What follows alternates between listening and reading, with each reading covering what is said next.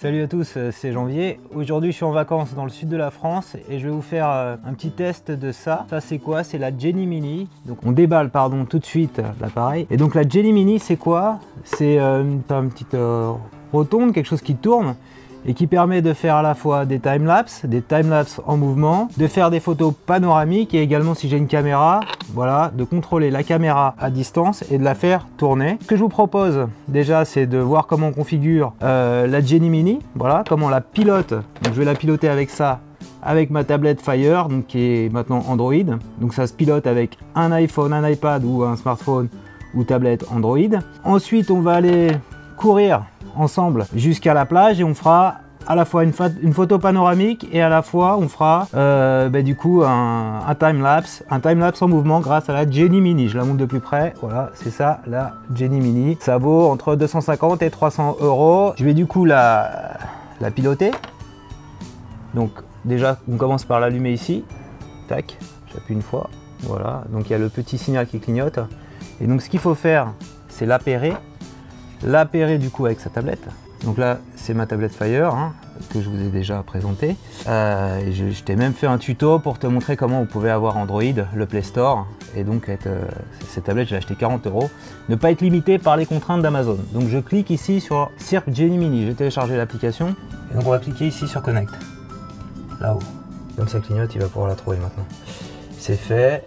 Ici on voit l'état de la batterie. Il suffit juste de cliquer là. Voilà, maintenant je peux piloter le truc. Et donc en bas je fais OK. Voilà. Donc là on a plusieurs vues, timelapse. Donc ça c'est avec des appareils photo qui sont prévus pour ça. Il faut mettre un câble sur l'appareil photo et le relier à la Jenny Mini. Voilà, ici. C'est un câble... c'est le câble où on voit le petit truc en vert ici. Désolé pour le flou. C'est là, voilà, faut le mettre là. Moi j'ai pas ça, j'ai juste un iPhone pour faire des trucs. Et j'ai ma caméra Mevo, voire mon appareil photo ici G7X, donc j'ai pas possibilité de connecter de câble. Là c'est pour mettre le brancher en USB pour le recharger. Donc là je suis à moitié de charge. Voilà, et donc c'est ce petit truc là qui tourne. Voilà ce qu'on a derrière. Et donc on peut du coup le mettre, l'attacher à un trépied, à un mini trépied, ce qu'on va faire. Voilà. Alors c'est connecté. Donc le mieux à faire c'est d'aller dans vidéo. Et là on va pouvoir, je fais pas de preset, là je fais le truc automatique juste pour te montrer comment faire bouger la caméra. Et donc là l'intérêt c'est de brancher un truc dessus, en mouvement, donc on va le faire, voilà, juste pour te montrer que ça tourne. Alors on va faire bouger la caméra ici, la Jenny Mini, pendant que je suis en train de filmer. Voilà, avec ça, avec ici l'application sur Android, ça marche aussi sur iPhone, donc j'ai juste à déplacer comme ça. Hop. Vous voyez, ça bouge là à côté. Ça tourne. Ça tourne et on voit même l'image tourner là.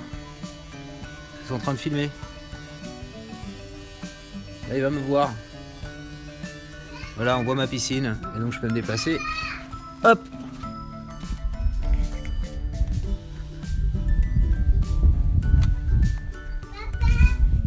Attends, je fais une vidéo. Je vais être épaté. Ne parle plus. Donc là, je peux zoomer. Avec la caméra en face.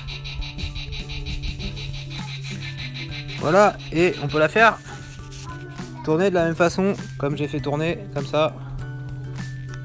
Voilà. Elle bouge.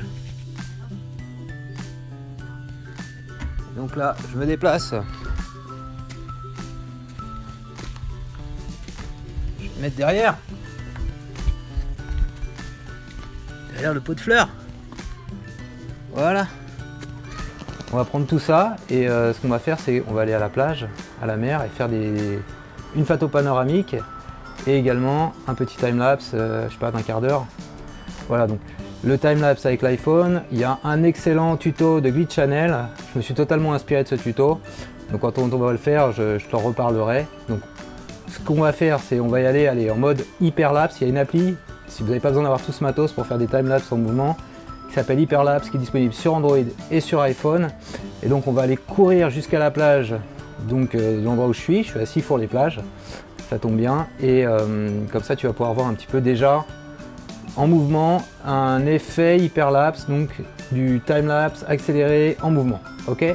Allez, on fait ça de suite. Alors direction la plage. J'ai pas encore mis le mode hyperlapse là. Je sors de la maison familiale. Voilà, on a un soleil magnifique, radieux. Et il y a les odeurs des barbecues. Voilà. On y va. Ok. On va démarrer notre course. Il y a des bruits de chiens. C'est un peu dangereux ici. Et donc on va démarrer la course bientôt.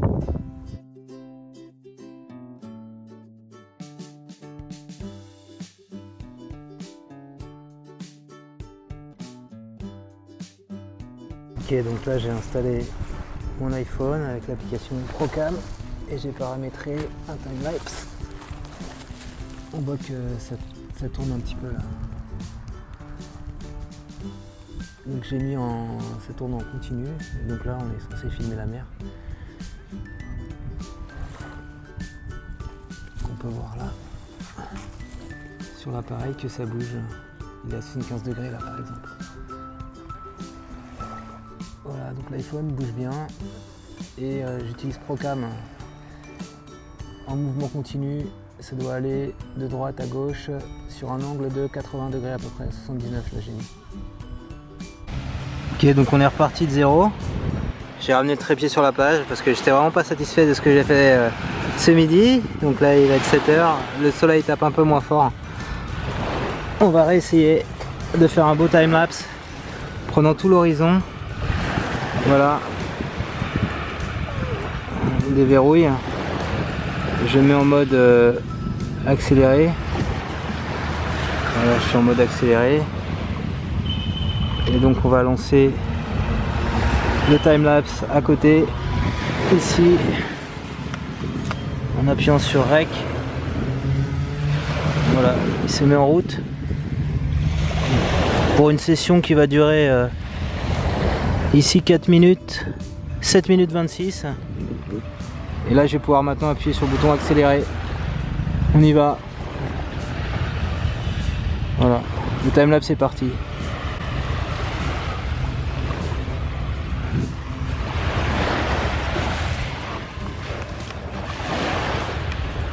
Voilà ce qu'on va essayer de prendre en mode timelapse.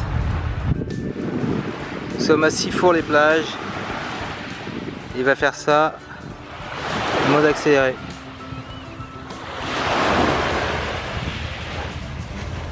Alors on peut voir que là ça tourne. En fait j'ai le petit indicateur ici. Il y a toujours mes problèmes de luminosité. On voit que le degré 139 etc. c'est en train de tourner. Donc à vitesse ralentie. Voilà. Donc là on est là pour 7 minutes. Voilà, donc le tutoriel est maintenant terminé. Donc verdict, je m'en suis beaucoup mieux sorti donc avec l'appli native de l'iPhone qui permet de faire des timelapses. Le rendu était sympa. Donc tu as pu voir dans la vidéo la différence en fait quand tu es en mode stabilisé et que ça tourne pas et en mode où tu passes avec la Jelly Mini qui fait un petit tour, c'est vraiment plus sympa.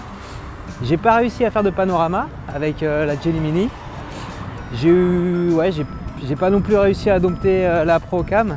Alors, ce qui est la difficulté en fait là où je suis, à la mer, il y a un soleil vraiment qui tape, tu peux le constater. Et comme ça tape, je voyais pas le retour écran de l'iPhone.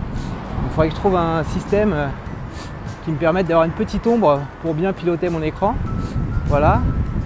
Et autrement, tu as pu voir l'hyperlapse avec l'iPhone quand je cours, c'est vraiment très saccadé, c'est pas idéal. Donc quand tu fais des timelapses, dans l'idéal, il faut vraiment être figé. La Jelly Mini permet d'avoir un petit effet sympathique de rotation. En mode vidéo, ça va, c'est pas très compliqué à utiliser. Il faut un peu que je comprenne comment ça marche le mode panorama pour faire des petits panoramas sympas. Voilà. Et donc ouais, on peut tout à fait s'en servir avec un iPhone.